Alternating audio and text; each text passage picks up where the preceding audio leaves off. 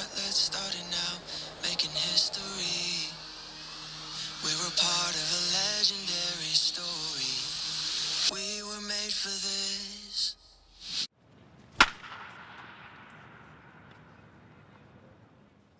This is Riley. And Brycen, also known as Dingus and Meatball, by today's guest. Back with another episode of Goats in the Making, where we talk about game-changing stories of life, sports, and faith. On today's episode, we are excited to introduce you to Big Dawg himself, DR hitting. For Coach Drew, baseball has been his passion, and he has built a career on bringing his knowledge of the game to young athletes through his content. After playing 4 years of college ball for the Lakeland Muskies, Drew played indie ball for the White Sand Pupfish in 2018 and ended with an impressive 328 batting average. After that, he transitioned from playing to coaching, which I know Riley and I have both benefited from. Woo-hoo!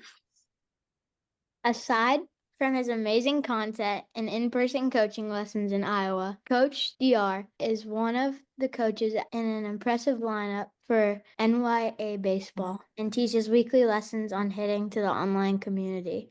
He also has a 4-week hitting course through Not Your Average that both Meatball and I have signed up for, where he goes through drills and videos to show players exactly where they can make changes to improve their swings.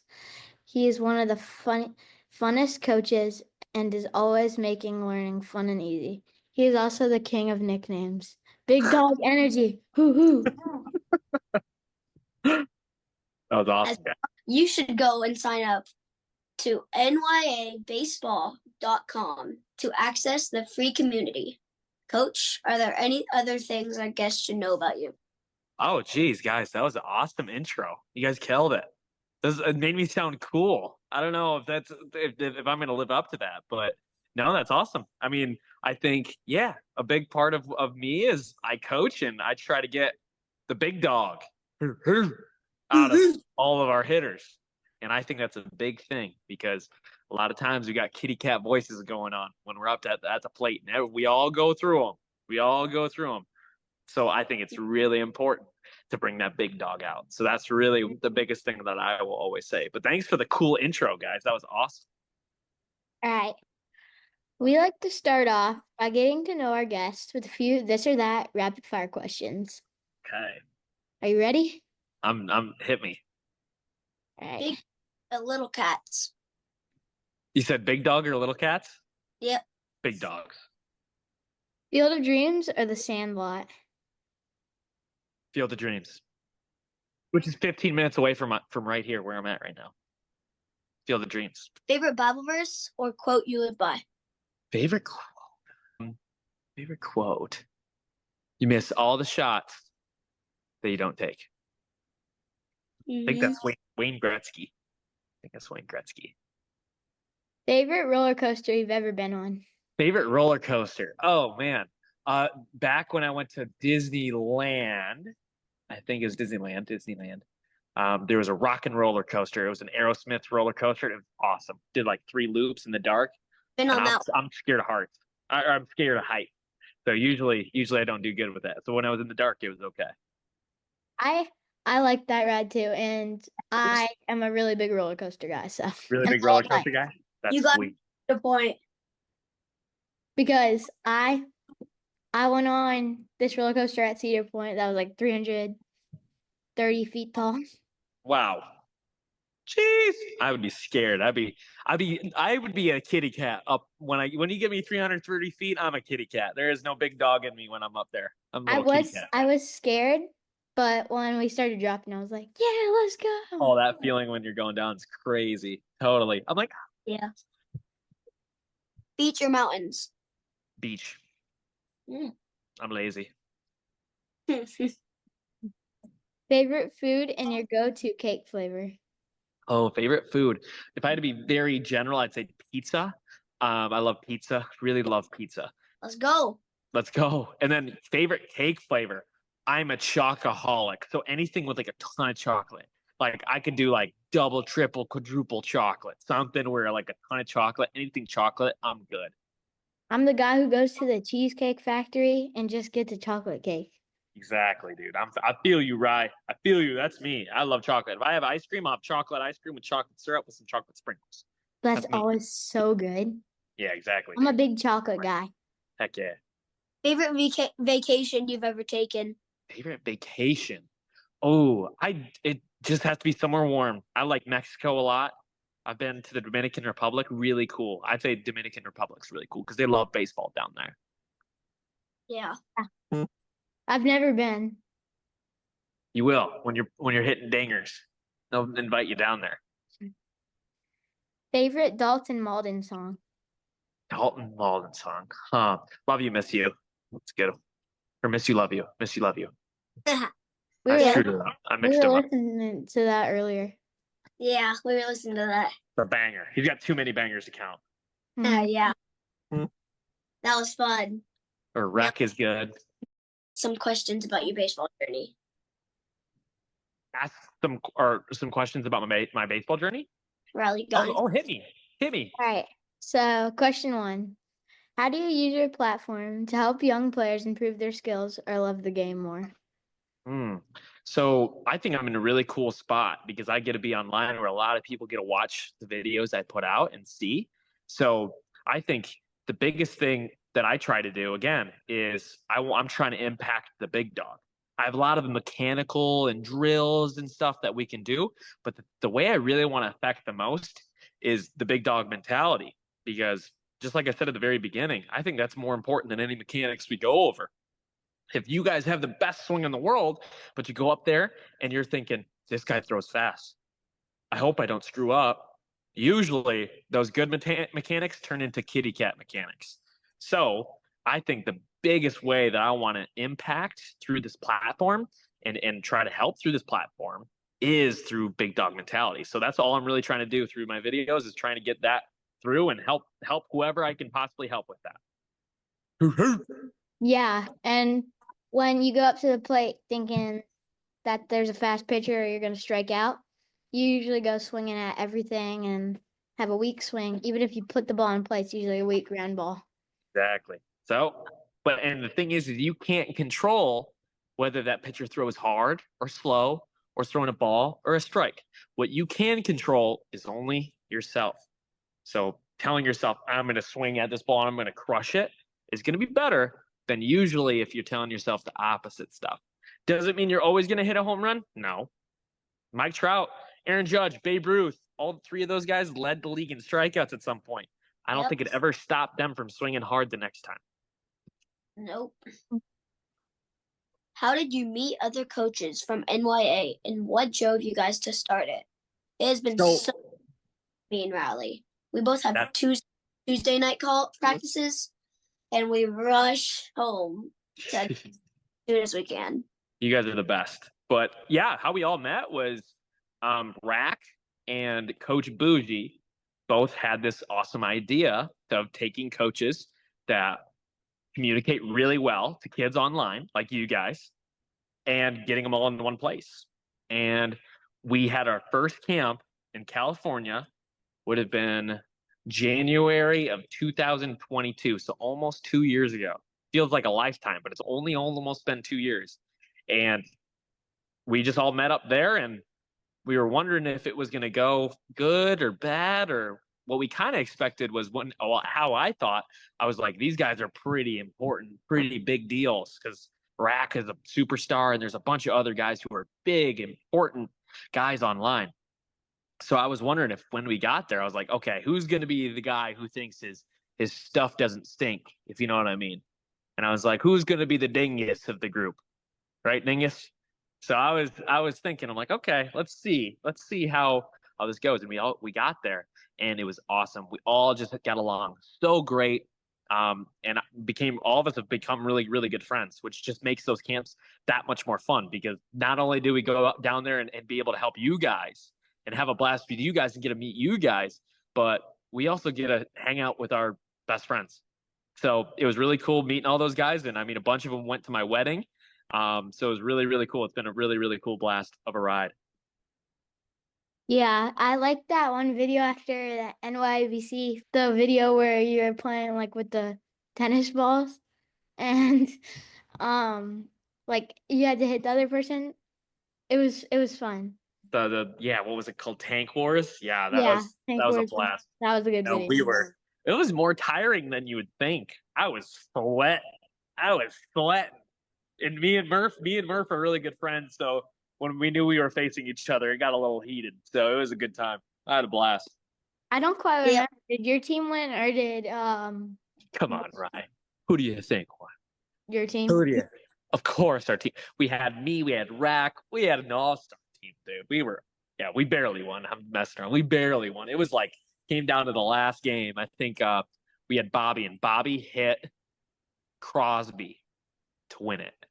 It was a blast. It was really fun. I think we might have to do that with all you guys the next NYBC. That'd be cool. It would be pretty cool. I've also been wondering if you could get invited to a second one after you go to one. I'm sure. If you guys keep doing cool stuff like this, guys, I think you guys are pretty good. You guys could be special coaches, even. Yeah, I think there's some cool stuff that you guys can do for sure. I bet you guys will be involved with NYBC one way or another, if I had to guess. Yeah. You guys keep Question doing cool stuff like this. Sorry, what was that? I was just gonna say next question. Hit me. All right. What is one thing that every youth player should remember when practicing to keep improving and stay motivated? What's one thing? I don't know if there's one specific thing, but I'll tell you this. Make a game out of it. Have fun with it. Challenge yourself to have fun. Okay? Because the thing is if you're doing these drills and stuff, but you're not having fun, guess what? Do you think you're going to practice it again tomorrow? Nope. No. Find a way to have fun. As important as it is to do it right, you want to make sure you're having fun doing it. Why I love baseball so much is because I used to be able to go in the yard and play by myself and have fun doing it. That's why I love baseball so much. It's not because I was doing it perfectly right all the time. Obviously, we want to do things right. We want to have good mechanics, and that's why we try to listen to some of the things that we do. But that's a lot of why how I teach is a lot about mechanics, but we're doing it in big dog ways so we can have a good time and have fun with it. Because if we're having fun and hitting balls hard and hitting dingers and being big dogs, it's going to make you want to do it again tomorrow. And I think that's really important. So much when we were in Boston. Oh my gosh, that was so fun. That's awesome, man. I'm glad you had a good time. So yesterday I had practice and we have this fun game called 10 outs. Okay. I was playing second base and you have to get 10 outs. Mm-hmm. And it's always just fun because some people get to hit, some people get to field, and somebody gets to pitch. Also, yesterday, I told my whole team to join the calls. I already have a bunch of times, but my coach has been joining them a lot. That's awesome. That's really cool that your coach is doing that. Yeah, I told my team that if you haven't been on it recently, just try to get on. That's so cool, Riley. That's so cool. So cool.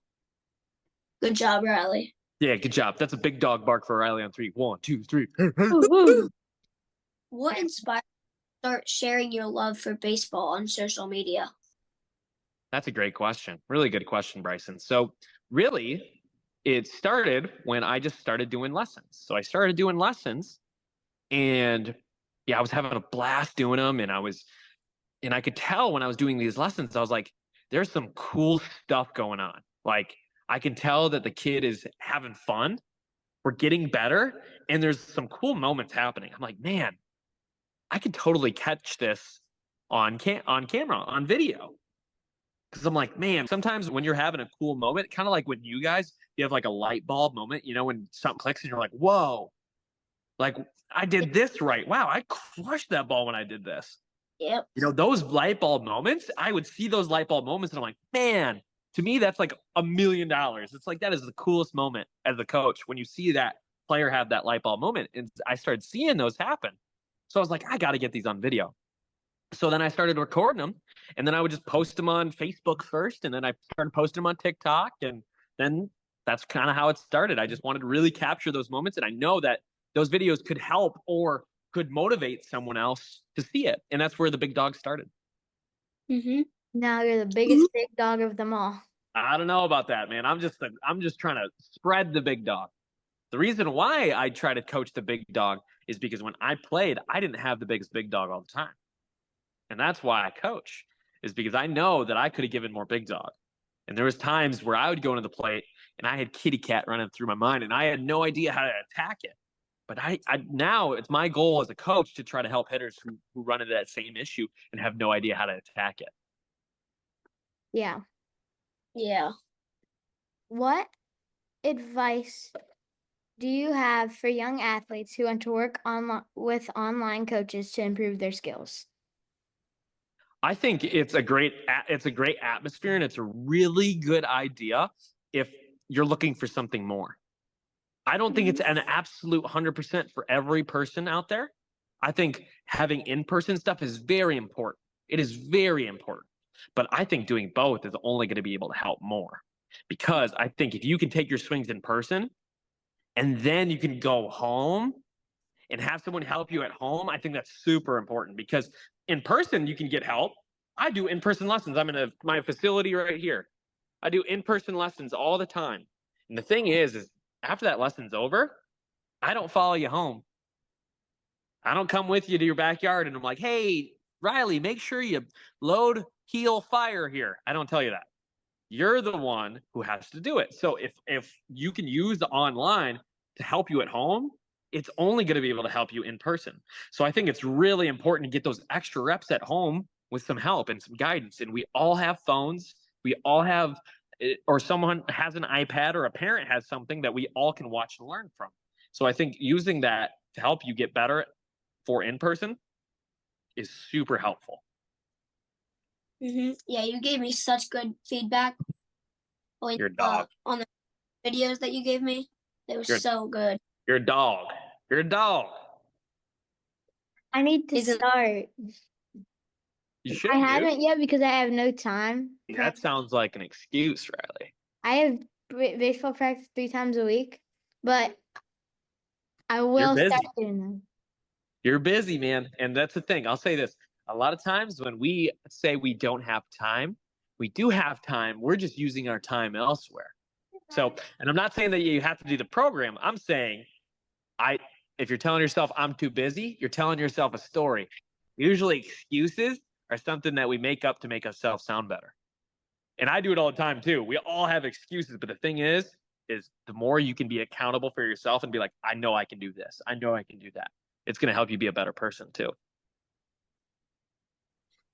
Mm-hmm. That's some big dog stuff. That was some big dog advice right there, guys. Big dog stuff. Mm-hmm. Can you share tips on how to handle mistakes during games or practices and turn them into learning opportunities? Yeah, I mean, that's hard, because that is so hard. The way our brains work, guys, is so interesting, because how you guys act and how I act during a game is different than how we act right now. Just because when we get to a game, we have some emotions. We get nervous, we get excited, we get scared sometimes, we get anxious, adrenaline starts flowing. So it's really hard sometimes to be able to know what to do when failure hits. And it hits for everyone. So when we make mistakes in a game or a tournament, what happens is we start hearing these voices when we make mistakes. And what are those voices like, Riley? What do those sound like? Kitty cat. And what could some of those voices be? Like, what? Obviously they're kitty cat voices, but what do you think, Brycen, some of those voices could say? I'm gonna strike out. This pitcher. Or like, let's say you just got out, right? You might tell yourself, I stink. I can't believe I struck out. Oh my gosh, mom or dad might be upset, or I'd let my teammates down. All of these things go through everyone's head. I don't care if it's me, Brycen, Riley, or Mookie Betts, or Shohei Ohtani, the best players in the world. They all have these kitty cat voices. They all do. But what we have to be better at isn't telling ourselves to not have kitty cat voices, because we all have them. I can tell you, Riley, hey, don't think badly. And it will happen sometimes. It just does. It's just like this, guys. Close your eyes real quick. Close your eyes. Don't think about a pink elephant. What's the first thing that comes to your mind? A pink elephant. Yeah, dude. How did that work? I told you not to think about it. Doesn't work like that, right? But what we can do is tell ourselves to think of something. I can't tell you to not think of kitty cat. I can tell you, hey, we got to get louder with our hur, hur. So after we make a mistake, instead of letting those kitty cat voices get really loud, we have to talk louder with the big dog voices. We have to go into that dugout after that bat, after you have a couple seconds of feeling upset, and go back to, okay, big dog. So usually it's, I have to swing hard, or I'm attacking. I have to be aggressive. I'm going to crush this next pitch. I'm the best player in the world. These are big dog voices. And that's what my suggestion or advice would be to players who make mistakes is the kitty cat voices are going to happen. We have to get louder with the big dog voices and go back to that plate the next time with those big dog voices and talk loud as we can with them.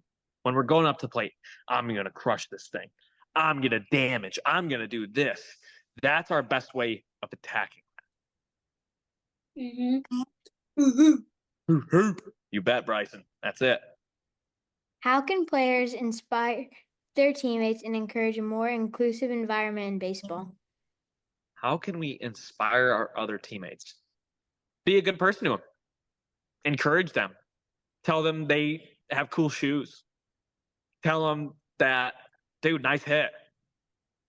Dude, tell them, hey, heck of a try. Good effort. Nice swing. Way to big dog. Because the thing is, guys, is the nicer you are to your teammates, the nicer they're going to be back to you.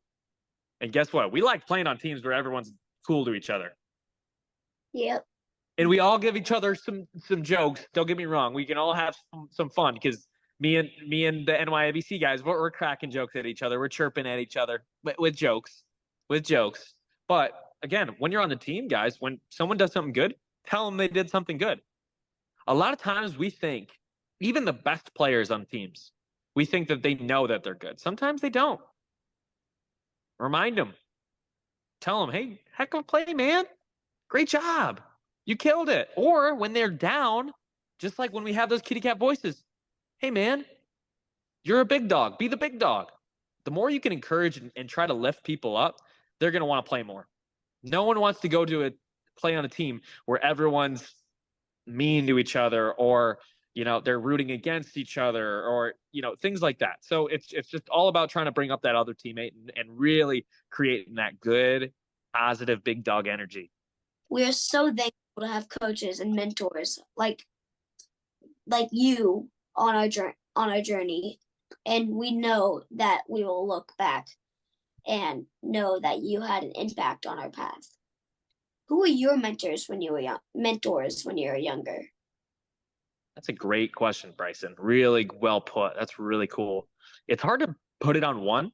There was a lot of places that either told me what I should do or what I shouldn't do. So what I mean by that is I had some really good coaches, and then I also had some coaches that weren't so great either. And I feel like that helped me learn about how I should coach and how I should help. Because again, I think building confidence and keeping hitters as big dog as they possibly can be always needs to come at the forefront. Some coaches I had made sure that happened. And then other coaches were on the opposite end of that spectrum. So as I got done with my playing career, I realized that some of that coaching affected my big dog.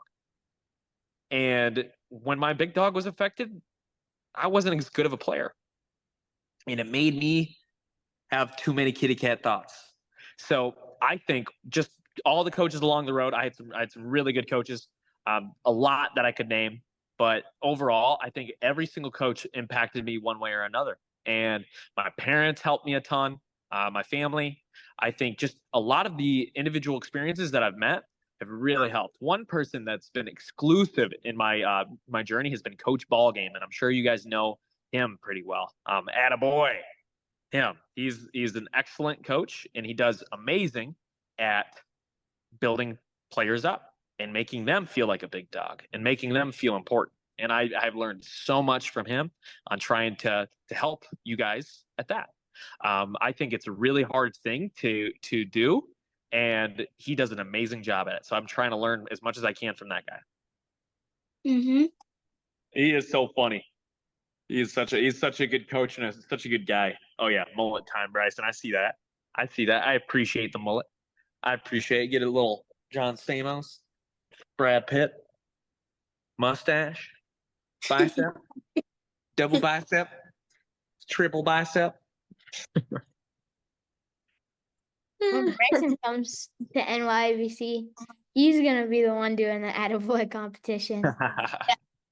That's gonna be awesome. Me versus Bryson? I think it's good. That sounds like a competitive battle right there. Yeah. All right. How important is it to believe in yourself and your abilities, even when things aren't going as planned? I think it means everything. And we're not always going to be able to believe in ourselves. I'll be honest, because again, those are the kitty cat voices. The kitty cat voices sometimes get really loud. Like we strike out a couple times, make some mistakes in the field, have an error, walk two straight guys as a pitcher. You're going to have some doubt in yourself naturally. Everyone does. But just like I've talked about today, the biggest thing that we can try to do is control the things we know we can control. And we can control Big Dawg. We can try our best to tell ourselves, I'm going to be aggressive. I'm going to do this. I'm going to do that. If you can talk to yourself in Big Dawg, that's going to help a lot because that belief in yourself is what Big Dawg is. Mm-hmm. That's what Big Dawg really is. Big Dawg is believing in yourself. Big Dawg is your confidence. And when that confidence starts to go away, we got to get louder with those Big Dawg voices. Amen. Amen to that. A lot of Big Dawg stuff. Mm-hmm. That's what I would say. Yep. Time for a little segment we like to call home run or strikeout. If it's a strikeout, you wouldn't prefer it. If it's a home run, you like it. Okay. I got it. I'm there. Hit me. Pineapple on pizza. Strikeout. That's a sombrero. That's a golden sombrero. That's not even just a strikeout. That's a golden sombrero. I've never tried it. Yeah, I've never tried it. I don't like the texture. Too mushy. You guys look like some pepperoni boys. Nope. I am. Pepperoni's the best. You're just a cheese guy, Bryson? Meatball. Meatball? Yeah. Meatball. Not sausage, meatball? Meatball. That's goofy as heck, dude. I'm a pepperoni guy. You guessed it. All right. You just got that pepperoni pizza look to you, Riley. Yeah. You can't go wrong with pepperoni. Can't go wrong. I'm a meat lovers guy. I also like chicken bacon ranch. You guys ever had cauliflower crust? To die for. Unreal. But what's the next one? socks with sandals. Socks with sandals. Strikeout. My buddy does it all the time, and he just looks goofy. Strikeout. Some people That's right. Some people can pull it off. Some people can't. I agree. For me, I would look goofy. I'd look like a dad in Skechers. That's what I would look like. Murph likes it. Murph can pull it off. He's got that Cali cool. Riley can. The I don't think I can. Early morning lesson. Depends. Only if there's other ones. Like if I have 4 in a row, I'm cool with early morning lesson. But if it's just one, that's a strikeout. If it's just one, I don't want to wake up at 7 just to do one. If I'm going, I'm going. But I would say mostly I would say strikeout. Mostly. Yeah. I'd say that's a 3-2 strikeout looking on the corner. That's just barely struck him out. I don't really like morning practices because I have to wake up early and I like sleeping in, so. I feel you there, Rye. Feel you there, dude. Nicknames. Oh, that's a home run. That's a grand slam. You're talking to the nicknames guy. Yeah, that's 100%. That's a walk off. What's that? Nickname king. Heck yeah. I don't know. Ball games got the nicknames down. I'm the dingus guy. I'm the dingus king. Chocolate chip pancakes. Oh yeah. That's a grand slam. Heck yeah. I love them. Oh, stop talking about food, guys. So much food talk. Getting hungry. Yeah, I like chocolate chip, but there's this place in North Carolina called Joey's, and it has Reese's pancakes. Oh my gosh. I'm allergic to peanut butter, so I can't have that. But that does sound good. It would just put me in the hospital. So I won't try that. Sorry, Joey's, but I like where your head's at. All right. This one's good. Bananas winning the 2025 Banana Bowl World Series. Strikeout, go party animals. Big party Let's animals guy. go. Big party animals guy. I'm a party animal. I got a Tanner Thomas jersey. Go party animals. Sorry, Brycen. Sorry to hit you with that. It just we went to the game in Boston and everyone had a Bananas jersey, and I was like, I can't do Tanner like that. I can't do Tanner like that. Tanner needs some support too. Big party animals guy. Brycen's a Bananas guy. I'm a party animal guy. Hey, that's all right. Not everyone can be a Bananas guy. That's cool. That's why I do my part too. I respect the Bananas. I have a lot of really big people on the Bananas I like, so. I love the Bananas too, but I'm going to root for them party animals, man. Dancing. Okay. This one's easy. Get ready for the next question, Riley. NYABC kids. NYABC kids? Yeah. Oh, easy homer. Easy homer. Sometimes it's like an inside the park homer because you guys are just so awesome. I need more of it, So it's not like I just want it to be over fast. I want it to, maybe it would be a slow jog homer. You homer and you just really take your time. Maybe that's what it would be. It would be a really slow jog. I want more of it. For Bryson, it's a grand slam. That's a cycle? Yeah. That's a home run cycle? Yeah. I dig that. The grand slam to end the cycle, to walk off the game. Wow. What a game. All right. Fenway. Oh, home run. That was amazing. Fenway's so cool. That was the first time I was ever there, and it was really cool. I mean, I like old ballparks. I'm a Cubs fan, so I like Wrigley a lot, and it's a cool old ballpark. So seeing Fenway, so I've been to the two oldest stadiums. Super big home run. I haven't been to Fenway, but I'm the biggest Cubs fan. So I know we've talked about the Cubs. I think they just lost to the Athletics. Tough. I don't know. I don't know what happened, but better luck next year. You're right. You're young, Riley. You're young. How old were you when they won the World Series? I was 2. Yeah, so you don't really remember it. I literally just started playing baseball at the time. You only know bad Cubs baseball.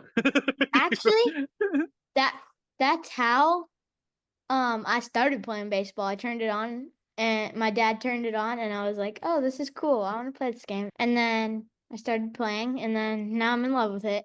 That's really cool because how I started loving baseball is I always loved baseball, but I never watched it. What happened, and I don't know if you guys have ever heard of the Bartman play. Steve Bartman. Okay, so Nope. Riley, before you were born, the Cubs had never won the World Series before. Okay, they never won the World Series, or they had, but they hadn't since 1908. So a really long time, over 100 years. So it was a huge drought, right? So, and Chicago fans were going crazy in 2003.